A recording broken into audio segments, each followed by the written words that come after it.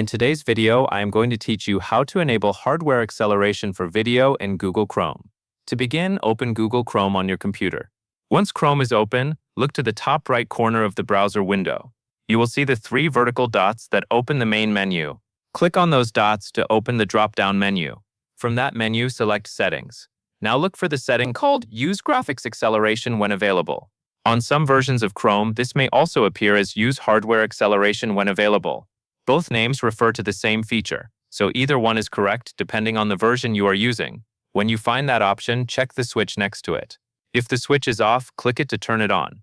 Enabling this setting tells Chrome to use your device's graphics resources when possible, which can help with video rendering and other visual tasks inside the browser.